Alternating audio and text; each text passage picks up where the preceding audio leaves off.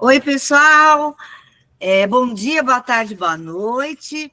Hoje estamos recebendo a querida pesquisadora, a doutora Yamini Jäger, que veio, né, repartir com a gente a pesquisa mais recente dela. Então, estamos muito felizes, viu, Yami, com o seu aceite, com a sua disponibilidade em estar aqui compartilhando. E aí eu vou pedir para o Matheus apresentar você, tá? Para o pessoal. Olá a todos. Hoje, então, teremos o prazer de ver essa apresentação sobre o tema Raízes Cultivadas, uma abordagem histórico-cultural para saberes sobre plantas alimentícias na educação e ciências. A nossa convidada é a doutora Yamini Jäger, e ela é mestre e doutora em Ciências, Tecnologia e Educação pelo Cefet do Rio de Janeiro, especialista em orientação educacional pela UERJ, possui licenciatura e bacharelado em Ciências Biológicas pela Universidade Estácio de Sá, é professora e pesquisadora na educação básica, atuando na rede pública e privada. Desde 2014, trabalha com educação e ciências em contexto de privação de liberdade e na educação de jovens e adultos. É membro do Núcleo de Investigação e Ensino em História da Ciência e Cultura, NIEC, do Cefet do Rio de Janeiro e do International History, Philosophy and Science Teaching e HPST Group. A área de interesse de pesquisas da Yamini são História da Ciência, Educação em Ciências, Gênero e Ciência, Educação em Ciências e em Espaço de Privação de Liberdade. Então, muito obrigada também a vocês estarem me recebendo. Somos um grupo parceiro, né? O grupo de vocês trabalhando sempre em conjunto com o nosso grupo de pesquisa também, isso é muito importante. A professora Thaís, né? Muito obrigada pela gentileza do convite, fico muito, muito feliz, né, de poder estar aqui compartilhando com vocês a minha pesquisa de doutorado e de ter o prazer, né, de ter vocês como ouvintes, assim, é realmente um privilégio, obrigada mesmo. Eu sou uma mulher branca, né, de cabelos curtos, sou do Rio de Janeiro, e uma coisa que eu acho importante para o meu currículo é que eu tenho 4 filhos também, então, assim, muito dessa minha vontade, né, da minha área de pesquisa, ela tem a ver com essa minha trajetória da maternidade e também da minha trajetória militante, né? Vocês vão ver isso conforme eu for apresentando. Mas, assim, a atuação política, de organização comunitária, ela está presente na minha vida desde a juventude, né? Desde quando eu era adolescente. Eu já me organizava nos espaços escolares, e isso é uma coisa também que marca a minha pesquisa. Então, vou compartilhar com vocês, né, a minha tese de doutorado. A gente ainda não está com nenhum artigo publicado dela, né? Então, depois, caso alguém queira, eu posso enviar a tese, né, para ser lida, mas, enfim, até o fim do ano, certamente, a gente já terá pelo menos um artigo publicado fruto da tese, que depois eu compartilho com o grupo de vocês. Tá? É uma tese que teve financiamento da CAPES no último ano de realização, e eu sou orientada pela professora Andréia Guerra. Ela foi minha orientadora no mestrado, seguiu minha orientadora no doutorado também, no Cefet. Então, para falar um pouquinho dessa minha pesquisa, da tese, eu vou falar um pouco dessas, como é que eu vou dizer, dessas situações que me atravessam, né? Esse termo está até na moda, né? Atravessamentos. Mas, enfim, de coisas, na verdade, que culminam para a realização dessa tese, né? Posso começar, assim, pelo mestrado, né? O mestrado, ele é um tema que permanece na tese, né? Que é o tema da botânica, que eu vou até mostrar uns artigos aqui para vocês, que foram frutos da dissertação de mestrado. Mas, assim, eu acho que o que um grande argumento que leva, assim, do meu mestrado para o meu doutorado é que eu continuo me questionando por que ensinar ciências, né? Então, tanto a minha pesquisa de mestrado quanto a minha pesquisa de doutorado, elas estão nesse caminho, nessa busca de responder por que ensinar ciências, né, para aqueles estudantes que eu estou em contato. No meu mestrado, como vocês mesmos apresentaram, eu tive uma atuação, né, a minha pesquisa foi realizada em escolas prisionais femininas. Eu trabalhava como docente no Complexo Penitenciário de Bangu, num presídio feminino, então, como docente de biologia, então eu realizei minha pesquisa lá. E aí essa pergunta ela estava voltada justamente por que ensinar ciências para mulheres privadas de liberdade, né?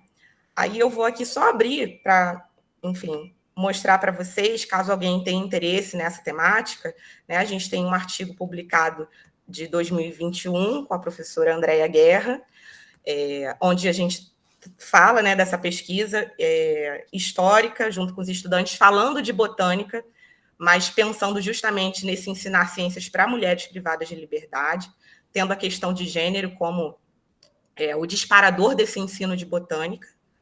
Tá? E a gente tem também um capítulo de livro, publicado no livro Nature of Science for Social Justice, organizado pelo Jacobian e a Lena Hanson, um capítulo publicado comigo, o professor Cristiano Moura e a professora Andréia Guerra, onde a gente vai trazer o caso da educação, né, com privação de liberdade, o ensino de ciências com privação de liberdade, mas como uma forma da gente pensar a educação em ciências no sul global. Outra coisa que faz muito parte dessa tese é a minha trajetória escolar, né, acadêmica e familiar. Então, assim, eu venho de uma família, né, enfim, do subúrbio da cidade do Rio de Janeiro. Minha família, meu pai não terminou o ensino médio, minha mãe terminou, mas não fez graduação. Então, assim, uma família típica, né, do subúrbio, com privações financeiras, e a gente teve situações muito difíceis, enfim, para manter a segurança alimentar na nossa família, né, para manter, assim, uma qualidade de alimentação adequada. Então, em muitos desses momentos, a gente precisou recorrer a pequenas hortas comunitárias que eram feitas por vizinhos para a gente conseguir alimento. Eu lembro muito de andar de bicicleta comendo rabanete, né, porque um vizinho dava rabanete para minha mãe, era o lanche que a gente tinha para comer de tarde. Lembro muito da escola pública, né, que minha trajetória da educação básica foi toda na escola pública. Lembro também da comida da escola ser uma fonte também ali, né, de segurança alimentar para minha família. Então, assim, era muito importante para minha mãe que eu tivesse aquela refeição na escola. Então, isso também me move um pouco na construção dessa pesquisa, né? A questão com os movimentos sociais que eu trouxe para vocês, né? Eu hoje vivo na zona sul do Rio de Janeiro, uma área nobre da cidade. Estou aqui há 4 anos. É uma posição que eu alcancei, né, por conta mesmo dessa ascensão econômica que adveio, né, da minha, enfim, da minha construção acadêmica, né? Porém, eu continuo, né, e já atuava quando eu morava na região do subúrbio, continuo atuando com movimentos sociais, né, movimentos sociais voltados para a luta de terra e soberania alimentar. Né? Então, isso me move muito. O território que eu morava antes, que era o território do Quilombo do Camorim, tem uma organização muito forte, né, comunitária, de garantia dos direitos à terra, né, porque lá é um território em disputa, pela especulação imobiliária. Então, essas questões também vêm muito na minha pesquisa. Esse entendimento de que a fome é política, então, o entendimento de que nós produzimos, o mundo produz mais alimento do que é preciso, né? A gente tem toda a tecnologia para a produção de alimentos, porém, ainda assim, a gente tem um cenário de fome, né? Só na cidade do Rio de Janeiro, a gente tem todos os dias 500 mil pessoas que não sabem qual será a próxima refeição, né? Segundo um relatório publicado ano passado pela UFRJ. Então, é uma coisa muito grave, né? Uma das maiores capitais do mundo, você ter cerca de 500 mil de pessoas que não sabem qual será a próxima refeição, e isso não é uma questão, como é que eu vou dizer, que a gente não tenha resposta tecnológica ou uma resposta científica, é uma escolha política de manter a fome, né? A fome como estratégia política. Temos também a questão da crise socioambiental, né? agora eu ligando o ar-condicionado em pleno junho no Rio de Janeiro. Então, enfim, as mudanças climáticas, né, as urgências climáticas, o aquecimento global e como que isso interfere justamente nas populações mais vulneráveis, né? Então, isso também vai fazer parte muito da minha pesquisa, justamente porque eu atuo na rede pública de educação, então estou atuando com estes jovens em situação de vulnerabilidade, né, socioeconômica. Tem toda a questão também da educação para a justiça social, né, que é uma forma que o nosso grupo de pesquisa é uma bibliografia, né, que o nosso grupo de pesquisa abraçou, né? Então a gente tem essa abordagem histórica, cultural, então a gente olha para a temática do conteúdo da educação em ciências com uma abordagem histórica, mas os fins dessa abordagem histórica é a promoção da justiça social na educação em ciências. Então, minha tese pensa nisso, e, enfim, isso é um pouquinho de tudo que está colocado ali para a construção dessa tese. E qual é a tese principal, então? A gente acredita que uma abordagem histórico-cultural para as práticas coloniais no século XVI e para a prática científica de classificação de espécimes no século XVIII nos permite contextualizar em sala de aula aspectos referentes à nossa cultura alimentar, bem como visibilizar a agência de povos tradicionais e movimentos sociais na propagação de conhecimentos que podem oferecer respostas às questões do presente. Essa tese, ela justamente vai estar alinhada à minha trajetória acadêmica e militante, às demandas socioambientais e também à escassez de trabalhos empíricos no campo de ensino de botânica a partir de uma vertente histórico-cultural. Isso foi uma coisa que a gente verificou na nossa pesquisa bibliográfica. E, na verdade, acredito que todos vocês, quando pensam, talvez, na trajetória escolar de vocês, na educação em botânica, né, no ensino de botânica, acho que dá para a gente lembrar bem que é um ensino muito voltado para a nomenclatura e sistematização de estruturas florais, né, das estruturas vegetais, mas um ensino de botânica pouco contextualizado com o seu contexto cultural. A pergunta de pesquisa da tese foi, então, que aspectos em torno da cultura alimentar moderna e dos saberes relacionados a plantas de potencial alimentício podem ser elencados em aulas de biologia a partir da abordagem histórico-cultural, de forma a dialogar com saberes tradicionais e lutas atuais dos movimentos sociais por terra e soberania alimentar. Então, a gente tem como objetivo geral, né, promover essas discussões sobre a cultura alimentar nas aulas de biologia, visibilizando plantas de potencial alimentício que estão presentes no território da cidade do Rio de Janeiro.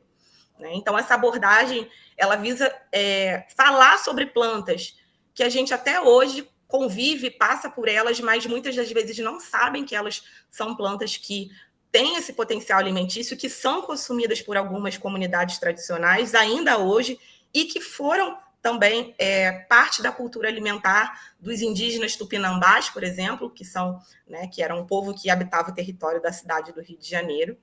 E também falar, trazendo agência, trazendo visibilidade para comunidades tradicionais e movimentos sociais quando a gente discute essa cultura alimentar. Né? Entendendo que essas comunidades, que esses movimentos, eles são propagadores desses saberes, né? E podem responder a essas demandas socioambientais, né? A essas urgências socioambientais que a gente tem na nossa sociedade atual. Tá? Então, como objetivos específicos, a gente tem a pesquisa histórico-cultural, que foi realizada em fontes primárias e secundárias, que vai dar luz para a visão dos colonizadores acerca da cultura tupinambá. Então, como que esses colonizadores eles viam a forma de vida dos tupinambás e também a forma como eles se alimentavam. Tá? Isso é uma escolha justamente porque as fontes que a gente tem para trabalhar elas são fontes escritas pelos colonizadores, né, por conta da cultura da escrita. Né? Então, a gente vai trabalhar com essa visão do colonizador para a cultura tupinambá. Né? Principalmente através do livro Viagem à Terra do Brasil, que vai ser escrito pelo missionário francês protestante Jean de Lery, no século XVI, durante a invasão colonial francesa no Rio de Janeiro, um território que eles estavam disputando com Portugal à época para construir o que eles denominavam de França Antártica. Tá? Essa pesquisa histórico-cultural ela vai visibilizar práticas científicas de identificação e classificação botânica. Isso é a fonte 2, perdão. Uma outra parte da pesquisa histórico-cultural é que a gente se debruçou também, tá, sobre práticas científicas de identificação e classificação botânica no século XVIII, com foco no sistema binominal de classificação de Linneu e como que ele descrevia algumas plantas de potencial alimentício. Por que isso se deu, né? Porque essa mudança de século XVI para século XVIII? Porque a gente entendeu, na pesquisa histórica, que muito da produção científica, né, que vai ser colocado como produção científica da botânica lá no século XVIII, com a publicação de vários livros botânicos considerados livros científicos, eles, na verdade, vão acontecer a partir de conhecimentos de expedições que ocorreram em séculos anteriores, como, no caso, a expedição realizada por Jean de Lery no século XVI. A gente viu que isso foi recorrente. Várias expedições que não tinham esse caráter científico, né, determinado, que eram expedições de cunho político e econômico, né, de processo de consolidação colonial. Na verdade, esses conhecimentos, eles vão ser aproveitados na construção do que a gente vê como conhecimento científico da botânica no século XVIII. E vão ser usados por Linneu, né? Linneu ele nunca saiu da Europa, mas ele foi um dos principais... ele criou o sistema de classificação que a gente utiliza até hoje, né, de classificação binominal, em gênero e espécie, e ele foi uma das pessoas que sistematizou grande parte desse conhecimento na área da botânica, sem nunca ter saído da Europa. Então, ele justamente vai utilizar esses relatos de viagem e esse material que foi recolhido em séculos anteriores para consolidar esse conhecimento. Tá? E a gente vai se debruçar sobre essas práticas, então. Teve outro ponto da pesquisa, né, como objetivo específico, tá? Uma pesquisa empírica durante as aulas de ciências, que vai ter como foco apresentar aos estudantes plantas alimentícias não convencionais, também conhecidas como punks, que vão estar presentes no território urbano e discutir com eles as relações de poder e colonialismo envolvidas, né, no nosso consumo ou não dessas plantas, na nossa cultura alimentar moderna. O próprio nome, né, punks, né, a gente chama de não convencional, algo que era, na verdade, a alimentação convencional dos tupinambás, né? Então, como foi essa construção? Como que algo deixa de ser convencional para se tornar não convencional, né, ao longo dos séculos, e como que isso está perpassado pelo colonialismo, pelo racismo, pelo machismo, e também pelas questões de direito à cidade, né? Nós temos estudantes, depois vou falar um pouco disso, mas estudantes que são de uma periferia, né, que estão numa região nobre da cidade, porque a escola está localizada na zona sul do Rio, mas, ao mesmo tempo, moram em comunidades, então, que não circulam por essa cidade da mesma forma como pessoas de classe social mais alta. Então, como que essa cidade também, eles têm direito a ela, eles movimentam ela ou não, né? E um objetivo quarto, visibilizar esses indígenas, esses povos tradicionais, comunidades quilombolas e movimentos sociais como promotores de saberes, né, como promotores de segurança alimentar, como promotores de preservação ambiental através da sua relação com o ambiente, né? Ou seja, mostrando novas formas de relação, né, desses grupos sociais com o espaço que eles habitam, como uma forma da gente ter a tal buscada, né, sustentabilidade que a gente tanto fala, né, na educação em ciências. Então, o que essa tese vai ter? Ela tem uma introdução, a nossa fundamentação teórica, que eu vou falar um pouco, né, sobre como que a gente vai olhar para essas fontes primárias, como que a gente vai conduzir essa pesquisa empírica também. O capítulo 2, ele é baseado justamente na pesquisa histórica. O 3, ele traz já a parte da pesquisa empírica com os estudantes em sala de aula. E o capítulo 4, a gente faz algumas reflexões sobre essa trajetória da tese. Entendimento. O nosso grupo trabalha já há alguns anos com a vertente da história cultural da ciência, né, como uma vertente que subsidia esse ensino de ciências voltado para a justiça social, justamente porque a gente entende que a história cultural da ciência, ao colocar a ciência como cultura, né, ela traz um foco para essas práticas científicas que permitem a gente desnaturalizar essas práticas científicas, ou seja, permite a gente entender que essas práticas científicas elas fazem parte de um contexto cultural. Né? Então, se a gente tem um contexto cultural pautado no colonialismo, né, pautado no racismo, pautado no patriarcado, a gente também vai ter práticas científicas encaminhadas dentro dessa cultura. Tá? Então, ao desnaturalizar essas práticas científicas, questionar e visibilizar, né, muitas das vezes agentes que são invisibilizados nessa construção do conhecimento científico, a gente pode reconhecer alguns grupos sociais e conhecimentos que podem ter sido colocados como conhecimentos, como é que eu vou dizer, descredibilizados, tá, por essa ciência moderna. Tá? Então, a gente entende que essa história cultural da ciência ela potencializa discussões sobre natureza da ciência na educação em ciência, tensionando esses aspectos sociais e políticos da educação em ciências. Tá? E entendendo justamente que, ao trazer esses questionamentos para a sala de aula, né, ou seja, uma educação em ciências com essa perspectiva da justiça social, a gente pode construir essa visão de que o futuro ele não é inexorável, né, de que a gente pode, sim, tentar compreender essas relações presentes, né, na nossa construção social e transformar esse futuro. Tá? O ponto 2, a gente vai falar sobre as implicações da perspectiva educacional e historiográfica para o estudo histórico da botânica. Né? Assim, foi uma questão muito grande de que referenciais a gente ia utilizar para olhar para essas fontes primárias e secundárias, né, para essas narrativas dos expedicionários. Né?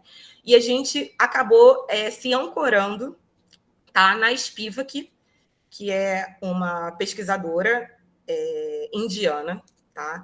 Onde ela vai trabalhar muito com essa questão do outro colonizado e do outro colonizador. Né? Existe uma perspectiva que vai ser construída por Lacan no campo da psicanálise, né? Da construção das subjetividades e da identidade do sujeito, e ela vai colocar que o processo colonial ele é um processo de violência, justamente porque ele diminui, ele mingua, né, essa identidade cultural do povo que vai ser colonizado, colocando a identidade cultural do colonizador como superior. Né? E ela vai dizer que isso vai se dar através de processos de outramento, que serão processos o quê? Processos de construção, por exemplo, de livros de relatos de viagens que vão ser escritos por exemplo, como o missionário Jean de Lery, que vão ser levados depois, né, para a Europa para serem difundidos como uma literatura que vai contar, por exemplo, como que é a cultura brasileira, ou seja, você vai ter diferentes mecanismos sociais, tá, de publicações, de falas, de produções de imagens, que vão trazer essa visão da superioridade da cultura do colonizador. Né? E aí, através desse referencial, a gente percebeu que a abordagem histórico-cultural ela pode ser visibilizadora desses processos de outramento. Ou seja, ao olhar para as práticas científicas, a gente pode olhá-las também como práticas de outramento, ou seja, práticas que colocam o colonizador, a cultura do colonizador, acima da cultura do colonizado. E nos fez questionar também que muitas das vezes, ao não problematizar a educação em ciências, ou seja, ao replicar fórmulas e conteúdos, né, que já estão muito consolidados na educação em ciências, no ensino de botânica, a gente pode estar, sim, reproduzindo esses processos de outramento. Pode estar silenciando saberes e reproduzindo processos de outramento.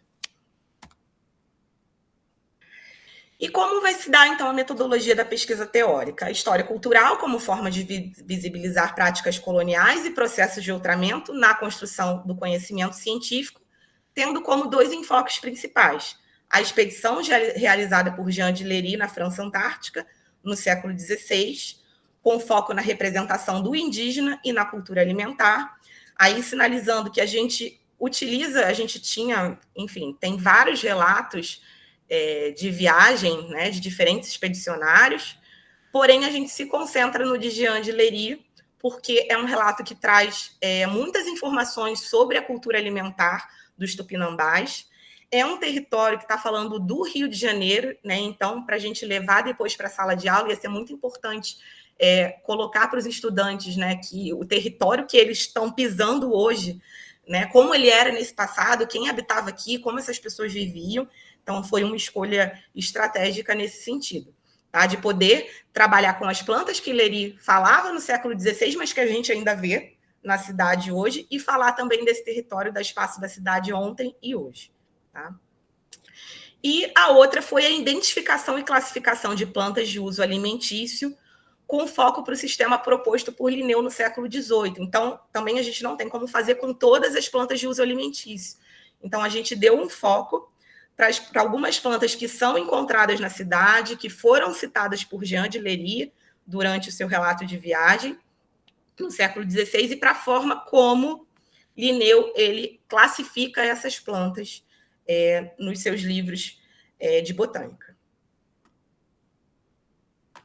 Já a pesquisa empírica, a gente vai trabalhar com a pesquisação histórica, que é uma derivação da pesquisação, né? A pesquisação já é muito consolidada na nossa prática, né? de educação em ciências, porém a pesquisação histórica é uma derivação dela que também vem sendo utilizada pelo nosso grupo de pesquisa já há alguns anos, em pesquisas empíricas, que consiste justamente em um ir e vir, tanto na própria pesquisa empírica, quanto um ir e vir na pesquisa histórica. Então, a gente faz o resgate, muitas das vezes, de aspectos da pesquisa histórica por conta de demandas da sala de aula, por conta de demandas da pesquisa empírica. Tá? Isso demandou com a gente discussão semanal junto ao grupo de pesquisa, ou seja, a gente tinha um planejamento da ação, a gente tinha ação em salas de aula, depois a discussão semanal com o grupo de pesquisa, dos encaminhamentos que iam ser colocados para as próximas reuniões, o retorno nessa pesquisa teórica para o replanejamento dessa atividade em sala de aula. E aí, novamente, essa atividade em sala de aula. Então, a gente coloca isso como uma espiral, né? Como um processo que sempre exigia essa reflexão e esse retorno, essa reflexão sobre a prática empírica e também esse retorno nas fontes históricas, na pesquisa histórica. Tá? E uma relação muito forte, né, entre a docente pesquisadora, que no caso ela era eu, e os discentes. Né? Então, a gente estava todo o tempo em diálogo, né? Era uma proposta de intervenção em sala de aula que exigia essa relação mais aproximada entre mim e os estudantes, que não era uma ação que existia antes, né? Nós não éramos muito próximos. E a pesquisa, de fato, ela conseguiu propiciar isso. Depois eu vou falar um pouquinho disso para vocês. Vamos para o capítulo 2, que então é o caso do capítulo onde a gente vai estar falando da pesquisa histórica, né? Nessas fontes primárias e secundárias. Então, nesse primeiro momento, olhando para o relato de viagem de Jean de Lery, né, no livro chamado Viagem à Terra do Brasil.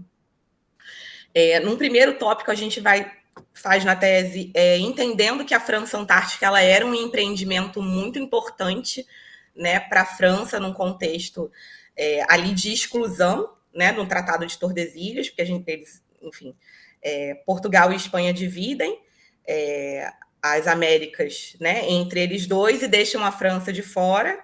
Né? E então a França, enfim, retomar esse território para ela era algo muito importante numa questão, enfim, política e econômica, né? de posicionamento ali na Europa.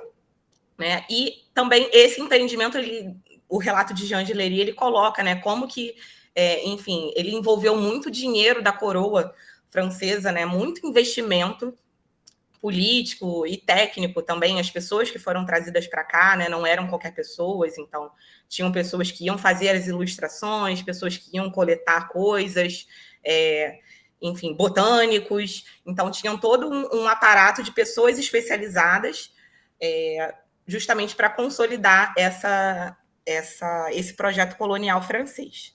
Tá? Depois de um segundo ponto, a gente vai falar um pouco sobre essa visão da França Antártica como um território também que vai se dar também pela, como é que eu vou dizer? Pela consolidação do cristianismo, né, aqui nas Américas. Né? A gente já vivia na Europa um contexto de disputa entre católicos e protestantes, né, que a França não se coloca ali, né, como não abarca nem os católicos nem os protestantes. Ela entende que politicamente colocar os dois, né, ter essa aproximação com os dois grupos seria importante para ela. Então esse projeto da França Antártica, ele propõe um local onde católicos e protestantes poderiam, enfim, viver em harmonia, né? Poderiam, enfim, exercer aqui o seu espaço de forma harmônica, justamente porque a França entendia que seria importante para esse aspecto político e econômico, né? Então, por exemplo, Jean de Lery, ele era um missionário protestante, tá? Então, nesse período, a gente teve a vinda de Jean de Lery, que é um missionário protestante, e também tem a vinda de um outro missionário católico que também vai produzir um outro relato de viagem, né? E como que essa visão, né, desse projeto colonial pautado no cristianismo, ele já se coloca por essa visão, né, de uma cultura religiosa, né, onde tudo que enfim, toda essa visão do que é Tupinambá, ela vai ser colocada, né, como inferior. Então, da forma como o Tupinambá enxerga o mundo, da forma como ele se relaciona, da forma como ele vive, tudo isso vai ser colocado em xeque nessa narrativa de Jean de Lery. Né? Essa imagem, inclusive, que vocês estão vendo aí, é uma das poucas xilogravuras que vão estar presentes no livro de Jean de Lery. Eu acho que a gente tem mais 5 xilogravuras. E essa ele descreve como uma família indígena. Tá? Então, trazendo esse conceito de família, né, que já é um conceito que não necessariamente faz parte da cultura tupinambá. E uma coisa que eu acho muito interessante é que a imagem, né, desse indígena, um corpo muito musculoso, né, e da mulher e do bebê indígena com aspectos um pouco barrocos. Né? O bebezinho parece um anjinho, a mulher parece um pouco europeia, né? Então ele faz todo ali um tratamento dessa imagem, dessa constituição do que seria uma família indígena, né, nesse contexto, justamente entendendo que esse livro ele vai ser levado para ser lido, né, na Europa, né, e para as pessoas lerem e verem, nossa, como que funciona lá, né, como que é lá. Isso também era muito importante para a França legitimar esse processo de constituição da França Antártica, né, justamente porque demandava muito dinheiro e muitas pessoas e tal. E no terceiro ponto, a gente vai falar sobre a cultura alimentar. Né? Então, Jean de Lery ele vai falar muito sobre a forma como os indígenas tupinambás eles se alimentavam. Né? Ele vai fazer toda hora um contraponto com a forma de se alimentar da Europa, criticando a forma como criticando, nem sempre criticando, às vezes só, de fato, um estranhamento com a forma como os indígenas eles se alimentavam. E muitas das vezes o estranhamento com essa cultura alimentar, ele se colocava também como uma forma de valoração moral daquela cultura. Né? Então, nesse caso aqui que eu trago para vocês, por exemplo, né, um trecho da fala dele, seria necessário contentarem-se com certa farinha feita de raízes em lugar de pão, que não teriam vinho, nem notícias dele, pois não havia aí parreiras. E, finalmente, que no Novo Mundo, conforme informava Leganon, far-se-ia mister levar uma vida em tudo e por tudo diferente da nossa Europa. O que ele coloca aqui para vocês? Né? Ele sempre fala, essa coisa do pão e vinho é sempre presente. Né? Ele traz o pão e o vinho como alimentos fundamentais, né, de uma cultura que é uma cultura superior, né? E a gente pode, né, enfim, entender também a importância desse pão e desse vinho para o cristianismo, né? O pão representa o corpo de Cristo, o vinho representa o sangue de Cristo.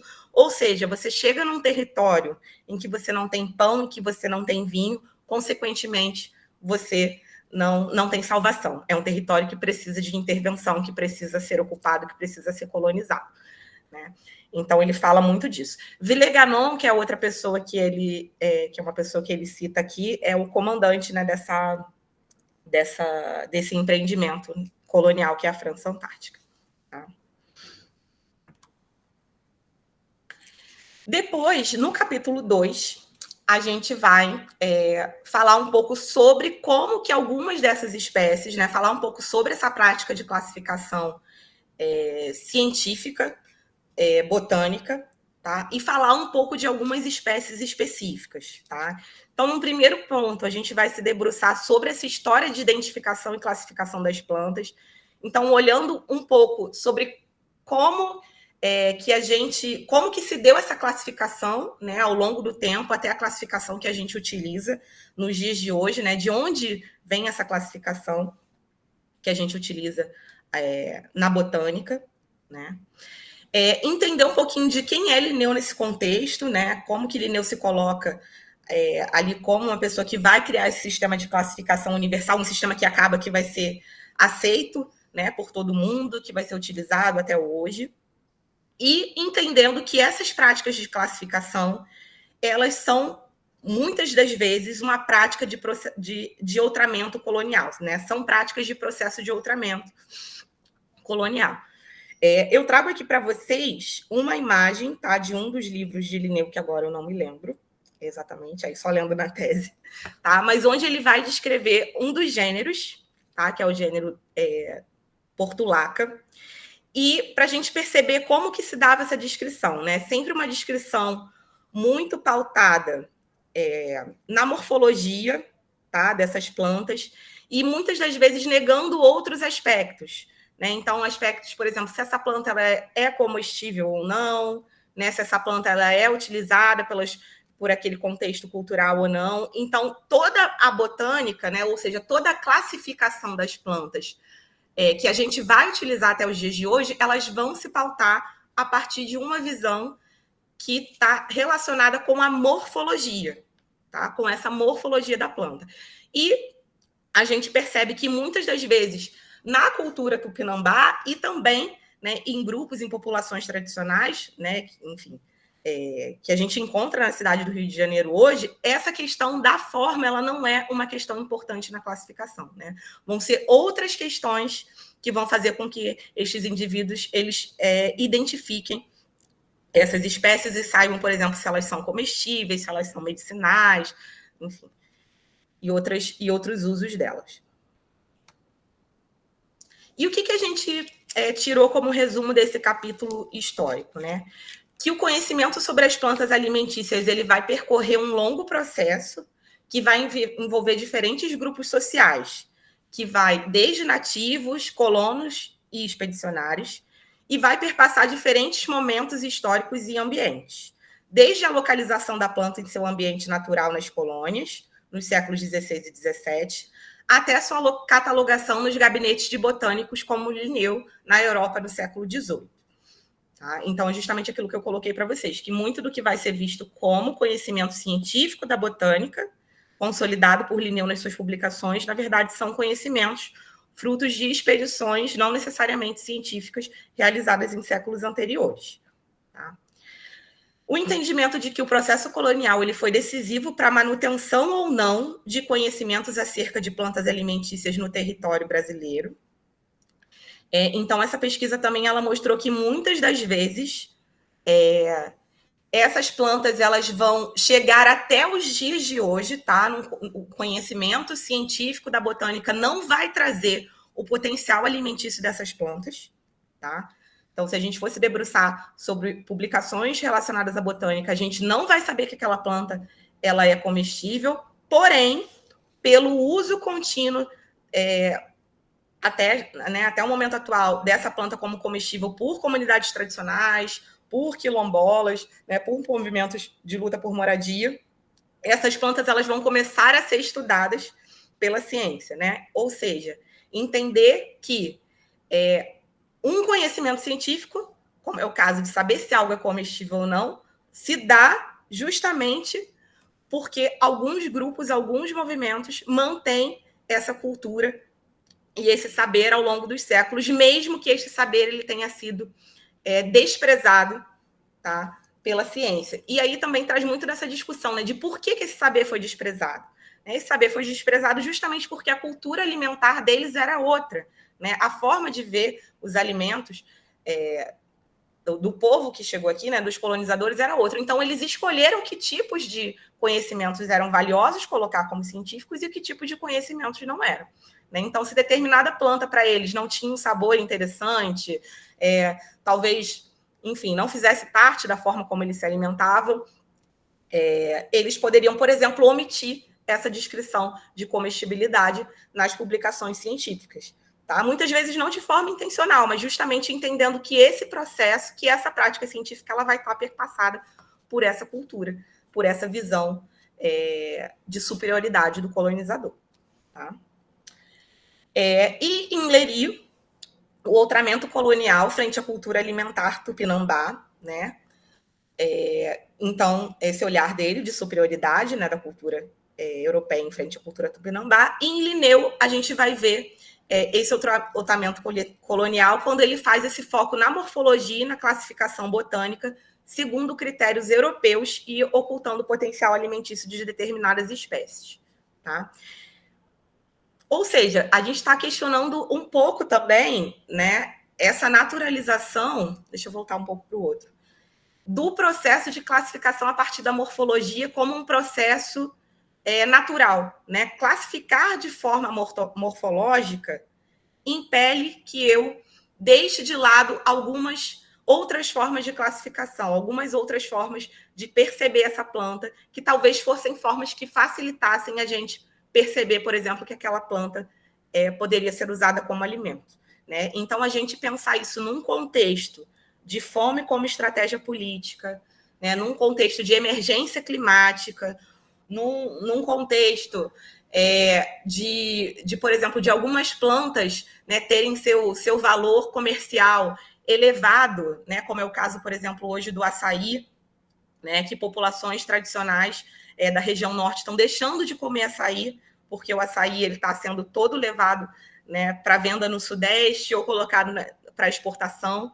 Né? Então, a gente pensar um pouco sobre esses alimentos e pensar que esse conhecimento, né, saber se algo é comestível ou não, é um conhecimento valioso, né, no mundo de hoje.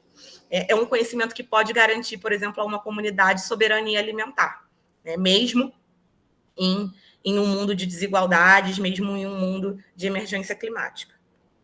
E que é justamente o que os grupos, né, os movimentos sociais, têm lutado com esse movimento, né, de agroecologia, outros grupos pensando sobre essas punks, né, sobre essas plantas alimentícias não convencionais, justamente entendendo que existem, que os nossos, né, que os indígenas, que, enfim, que grupos anteriores a nós já utilizavam esse conhecimento, só que ele foi sendo apagado ao longo do tempo.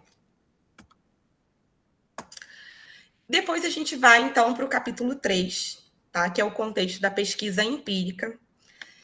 E aí eu estou num grupo, né, numa escola que vai ser uma escola pública da Rede Estadual de Educação do Rio de Janeiro. Então, eu sou professora da Rede Pública de Educação Estadual e eu vou trabalhar com a minha turma. Tá? Essa turma, especificamente, era uma turma de primeiro ano do ensino médio regular noturno. Tá? Então, eu tinha jovens... enfim, que tinham acabado de vir do ensino fundamental, ou alguns que tinham abandonado o ensino fundamental e estavam retornando agora para o ensino médio. Tá?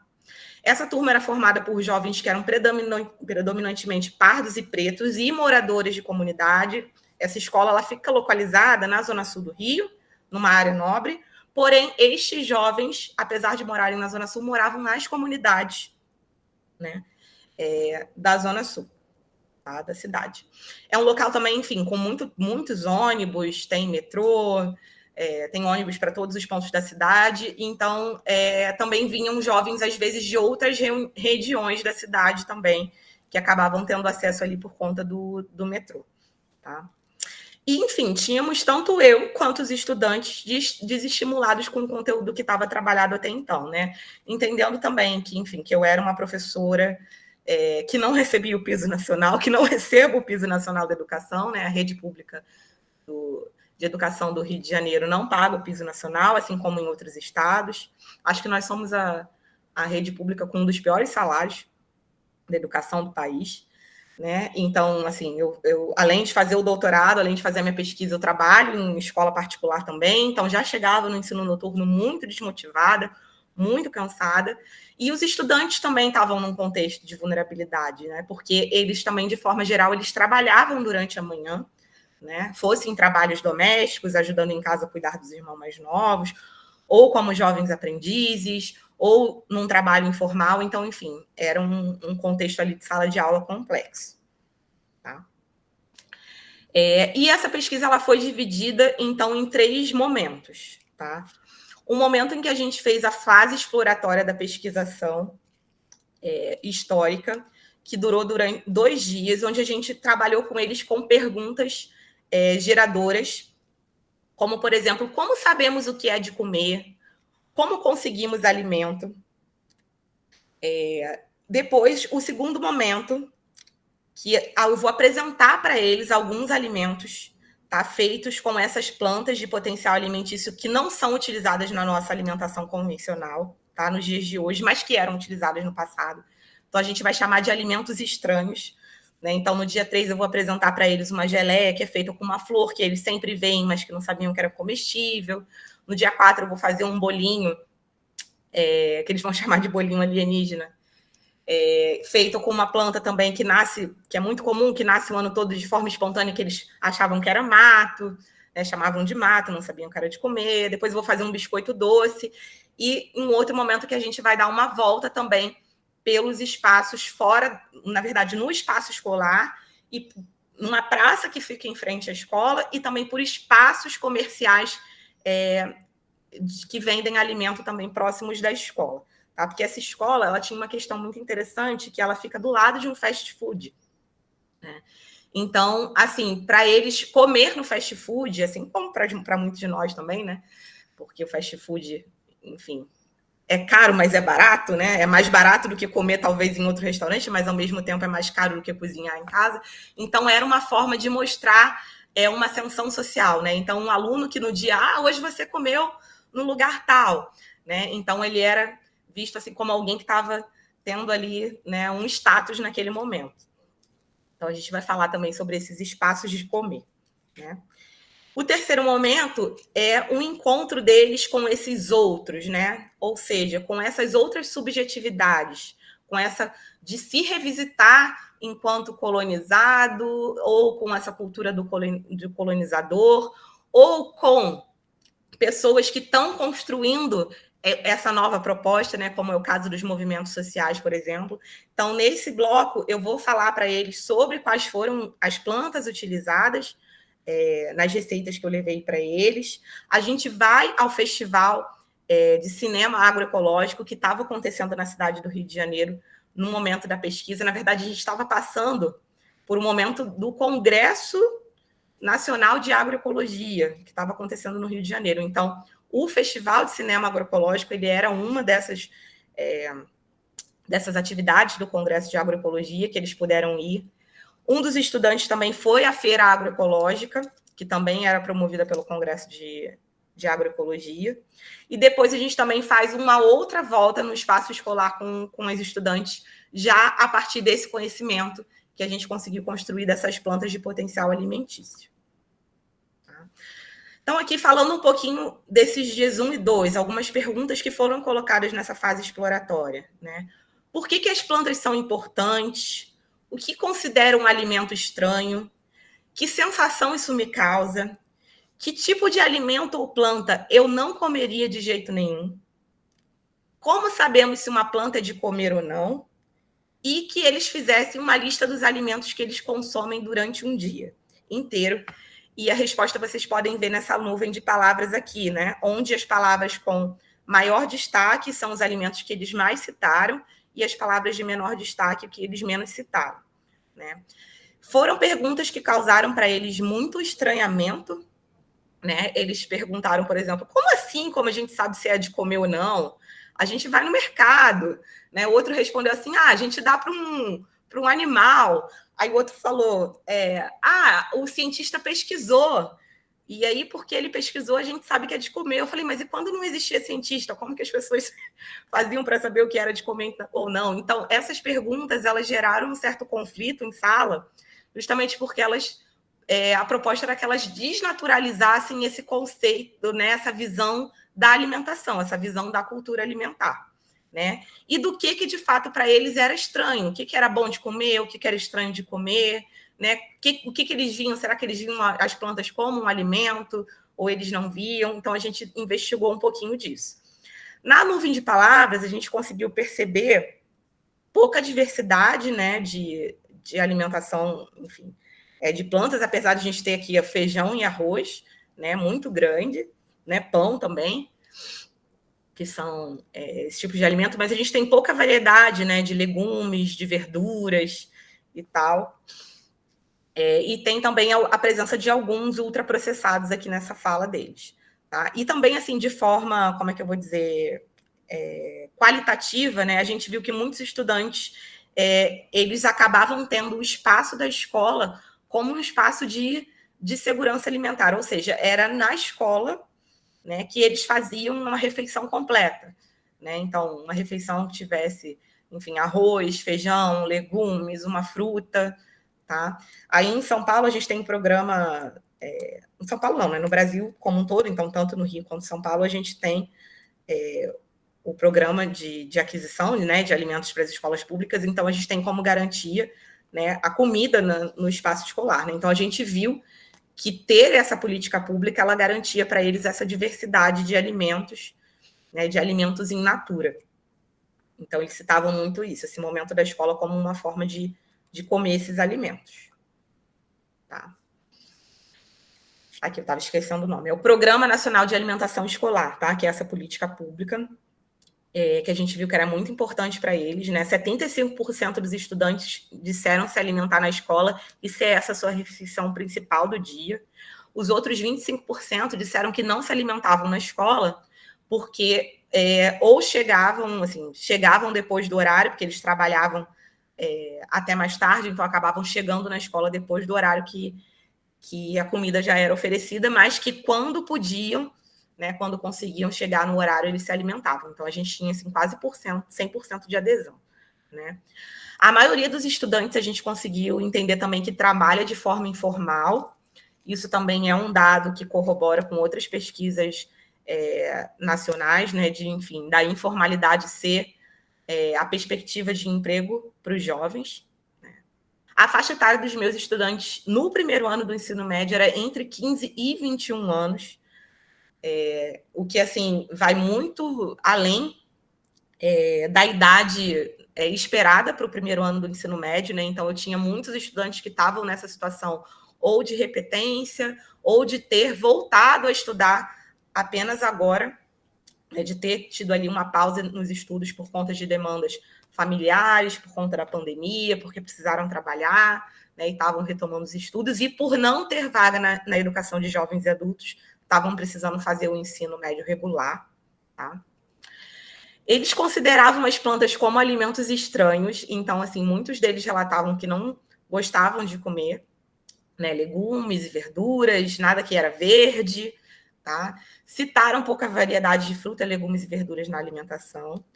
Eles poucos se questionavam sobre os alimentos que eles consumiam e os processos envolvidos na construção dos hábitos alimentares. Então, por isso, as perguntas, né, como sabemos o que é de comer ou como conseguimos alimentos, elas geraram, né, essa problematização, né, dessa construção do hábito alimentar. E aí a gente levou essas perguntas como fundamentais como alicerce, né, da construção dos próximos encontros. Tá? E essa fase 2, então, na construção desses próximos encontros e na reflexão, né, desse processo de fase exploratória, a gente decidiu que era importante levar para eles algumas receitas com essas plantas, né? Mas, ao mesmo tempo, a gente não... como é que eu vou dizer? Eu não dizia para eles que plantas eram utilizadas, né? Eu dizia os ingredientes que eu estava utilizando, mas eu não dava um nome específico das plantas. Tá? Dizer os ingredientes, inclusive, isso foi importante, porque, por exemplo, eu tinha um aluno que era diabético. Então, no caso do dia da geleia, por exemplo, que ele estava presente em aula, ele não pôde comer a geleia porque eu utilizei açúcar. Então, foi um cuidado aí que a gente teve que ter, né? Caso tivesse algum aluno, por exemplo, com intolerância à lactose e tal. Inclusive, eu não utilizei leite em nenhuma dessas receitas por conta disso, por essa possibilidade de ter algum aluno com intolerância à lactose. Né? E o que mais? A gente chegou nessa conclusão. Uma coisa que foi importante desses dias, deixa eu ver se passa no outro slide, foi, na verdade, que a nossa relação, né, desde que a gente começou a pesquisa, ela começou a mudar, né, principalmente depois que eu comecei a levar as receitas para a sala. Então, eles começaram a frequentar mais as aulas, né, eles começaram a falar, que comida tem hoje, professora? Então, assim, a gente conseguiu criar um vínculo de forma rápida, justamente porque as aulas começaram a mudar, né, eles começaram a se interessar um pouco mais por aquelas discussões que estavam sendo trazidas, se sentiram desafiados, né, por aquelas questões que eu colocava, fora o fato de ter uma coisa que eu preparava, né? Eles falavam, não, foi você que fez mesmo, tem certeza e tal. Então, por exemplo, essa segunda foto aqui do bolinho alienígena, né, foi uma aluna, ela fez react, né? Tipo, colocou na rede social dela comendo bolinho alienígena da professora. Então, foi um momento, assim, de bastante descontração em sala de aula. Tá? E aqui no último dia 6, onde está o rolezinho, né, foi justamente essa visita nos espaços comerciais. A gente está aqui, nesse caso, essa imagem é de um fast food localizado do lado da escola, né, onde eles foram justamente, levaram uma lista dos alimentos que eram consumidos aqui nesse espaço pelos tupinambás, alimentos descritos pelo Leri, né, para verificar se esses alimentos eles estavam presentes ali naquela rede de fast food, né? Eles fizeram isso na rede de fast food, fizeram isso no espaço, no refeitório da escola, foram para o hortifruti, foram para o mercado, tá?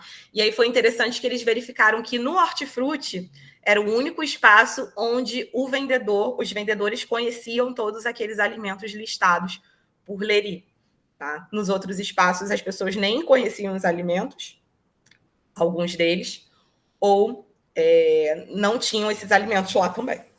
Nesse segundo momento, né, dos alimentos estranhos, as atividades, a gente utilizou imagens e textos históricos da pesquisa histórica, né, de forma que eles pudessem reconhecer a presença dos indígenas no século XVI, no território em que vivem hoje. Então, toda essa questão da pesquisa histórica foi utilizada em sala de aula. A gente trouxe outras referências também para trabalhar essa questão da ausência e da presença, né, dessa imagem indígena, dessa cultura indígena, dessa forma de se alimentar. Então, a gente acabou recorrendo também a Ailton Krenak e a uma chefe indígena, que é a Débora Martins, tá, que posta também no Instagram sobre receitas que ela faz utilizando, enfim, o que a gente chama hoje de plantas alimentícias não convencionais. A gente pôde problematizar o olhar do colonizador para a cultura indígena e o incômodo com a terra e a cultura tupinambás, principalmente nesses textos históricos, tá, que a gente trouxe para a sala de aula. Foi interessante que num desses textos a gente tinha uma planta que era chamada de feto, tá, que era um nome, na verdade, dado para um tipo de samambaia comestível, tá, e que o estudante, quando utilizou mecanismos de busca, né, ele utilizou o celular para pesquisar que planta era essa, quando ele viu a imagem da planta, ele se lembrou de uma planta que ele consumia onde ele nasceu, no Nordeste, né? E ele falou, nossa, é a mesma planta.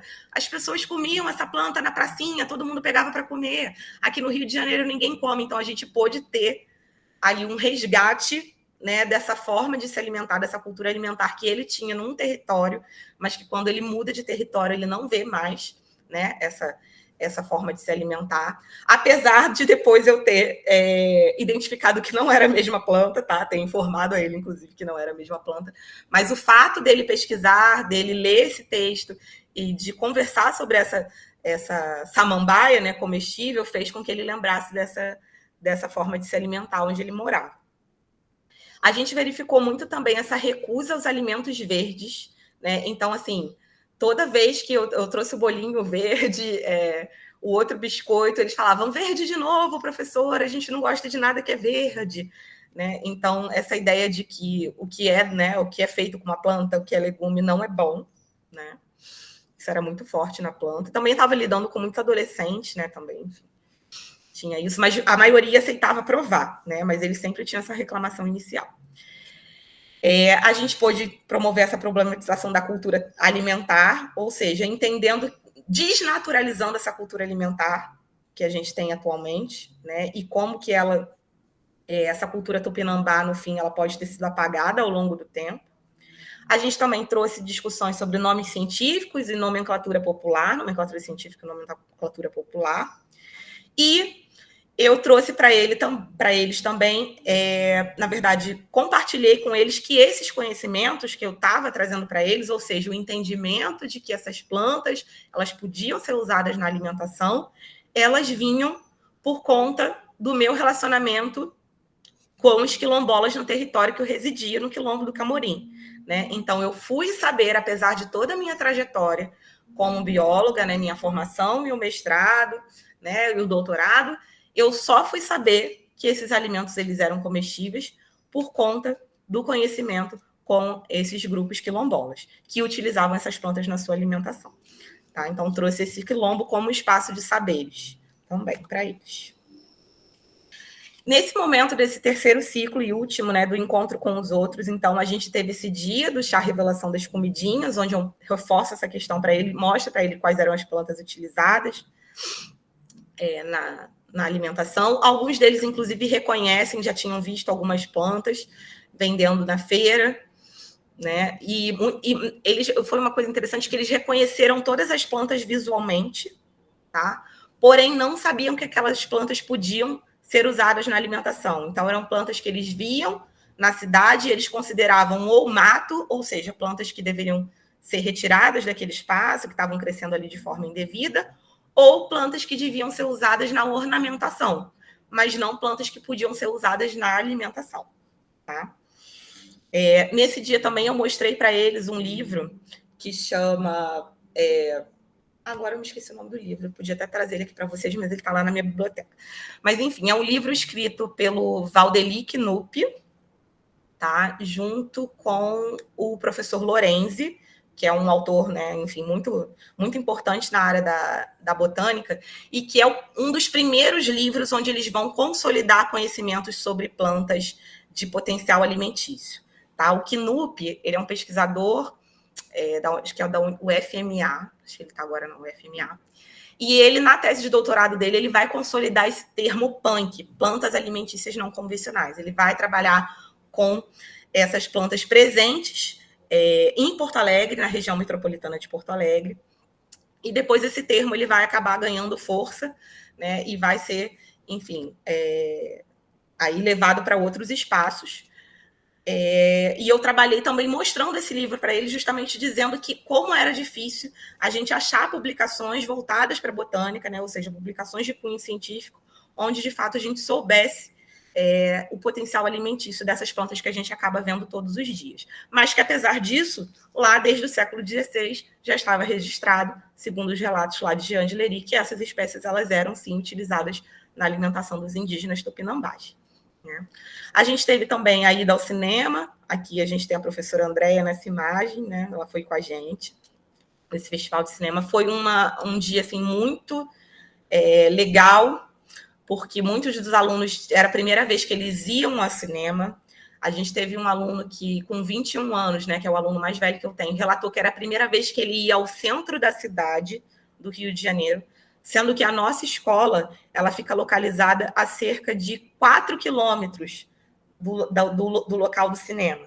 Tá? Então, é a zona sul, mas muito próximo da região central. A gente pode, inclusive, ir a pé, né, se quiser caminhar aí, em torno de 40 minutos. Tá? E esse estudante nunca tinha ido à região central do Rio de Janeiro.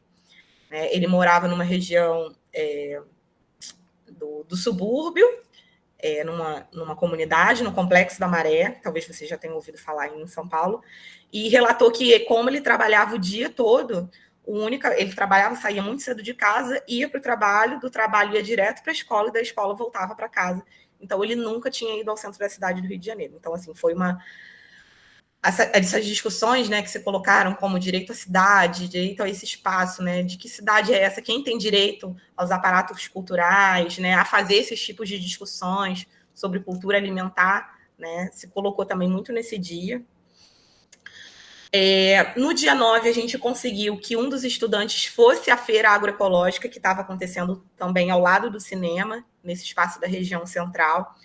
Só foi possível porque esse estudante, ele trabalhava como jovem aprendiz num banco que ficava ao lado da feira, da onde estava sendo realizada a feira, e a gente promoveu, a gente levou um celular onde ele gravou, né, claro, pedindo permissão aos feirantes, gravou alguns feirantes falando sobre os seus produtos, sobre a questão da alimentação. Então, eles tiveram contato com várias pessoas, né, de quilombos, de movimentos sociais, de soberania alimentar na cidade do Rio de Janeiro por conta dessa visita. Então, esse colega filmou e a gente passou essa visita para os outros estudantes que, porque trabalhavam, não puderam participar da feira. Tá? E no dia 10, é o dia que a gente faz também com outros estudantes que também puderam participar, porque nem todos puderam, essa volta pelo quarteirão da escola, onde eu mostro para ela essas plantas, né, de potencial alimentício, a gente faz essas discussões sobre a cidade, né, sobre a cidade como um espaço, sobre esse espaço como, uma discussão sobre como o espaço urbano ele também pode ser um espaço de produção de alimentos, né, ou seja, a gente também, esse espaço é nosso e a gente pode decidir o que faz com eles, né, e levei para eles também algumas sementes, para que, caso eles quisessem, pudessem plantar em casa. E como eu tinha comprado na feira agroecológica sementes de pipoca, de milhos de cores diferentes, eu fiz uma pipoca para eles também, com esses milhos diferentes. E eles adoraram. Que é essa imagem 4 aí que vocês estão vendo. E algumas considerações, né? A gente trabalhou essa questão de saberes científicos e populares na alimentação, falando sobre plantas comestíveis que podem estar presentes no espaço da cidade, ou seja, no espaço escolar também, né?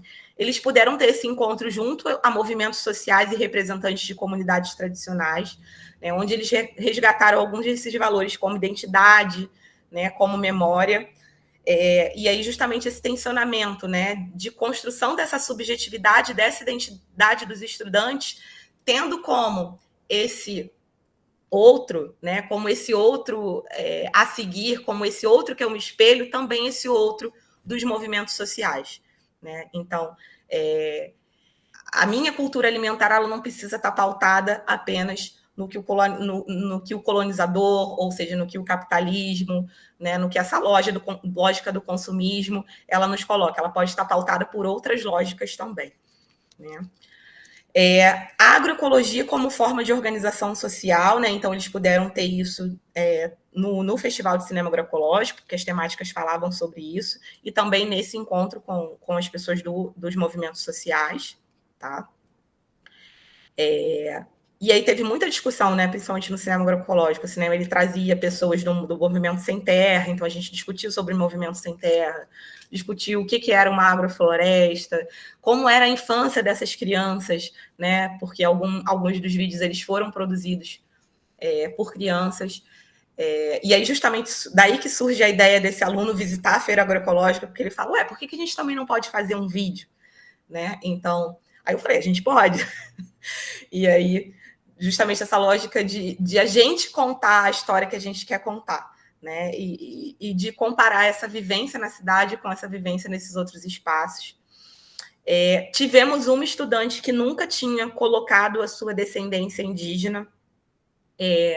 Depois, no final, ela colocou, né, que ela era indígena e trouxe todas essas falas. Ela nunca tinha trazido isso em nenhum momento, né? Ela era uma menina realmente que tinha traços indígenas, mas, enfim, somos brasileiros, né? Mas depois ela colocou que a família dela era indígena, que ela se identificava como indígena e que todas as férias ela visitava a aldeia dela, ia visitar os parentes dela e tal, e ela só se sentiu à vontade de colocar isso depois do Festival Agroecológico que a gente teve lá como protagonistas de um dos filmes, Os Indígenas, né? E aí a gente trouxe essa questão também do é possível plantar na cidade, né? Desse protagonismo dessas comunidades quilombolas, da favela e das periferias na produção de comida, na resistência a essa lógica do capital e na luta pelo direito à cidade. Tá? E aí no capítulo 4 a gente traz algumas reflexões, né? A gente acha que essa pesquisa ela traz alguns caminhos para recriar esse outro, para recriar esse dualismo colonizado-colonizador, né, a recriar essas outras subjetividades. A gente acredita que a pesquisa também ela pode ser uma forma desses estudantes reimaginarem a cidade, reimaginarem futuros possíveis, presentes e futuros possíveis, né, terem contato, inclusive, com pessoas que já estão fazendo isso há muito tempo. Né? Então, não é uma questão só individual, a gente pode se unir a outras pessoas, a outros jovens, a outros coletivos que já estão construindo essa nova forma, né, de ocupar a cidade, essa nova forma de viver. Teve muito presente essa questão também do afeto e da prática docente, né, porque a gente criou um outro vínculo, eles inclusive são meus estudantes até hoje, mais tarde, daqui a pouquinho eu vou estar dando aula para eles estão agora no 3º ano do ensino médio. Então, assim, a nossa relação ficou muito diferente. Eles, inclusive, estão tristíssimos porque eu não levo mais comida para eles.